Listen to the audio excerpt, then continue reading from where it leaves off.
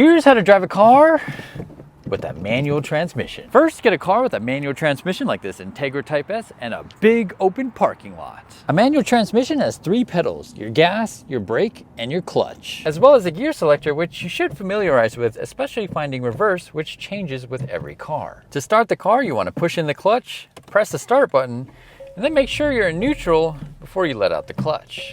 Now it's time to get moving, but first we got to get familiar with the clutch. What we're going to do is we're going to push the clutch all the way in, put the car into first gear, and now we're going to look for what's called the bite point. And this is when the car starts to move. I'm going to very slowly release the clutch until I feel the car starting to move right there. Push in the clutch again, and you just want to do this a couple times to get used to it because every car is different. There we go. Very gently, and once you get used to this, you'll very quickly find that bite point.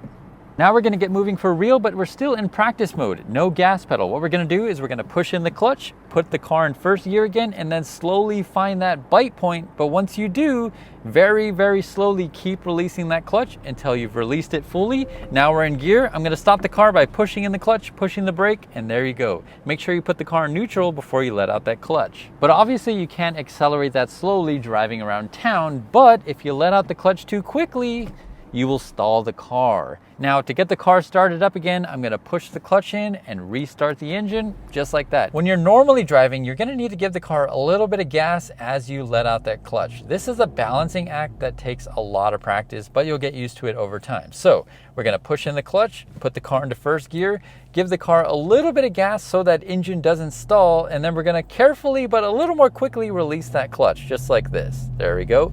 Now we're in first gear. As we accelerate, we can go into second by letting off the gas, pushing in the clutch, putting into second, and releasing that clutch again, just like that.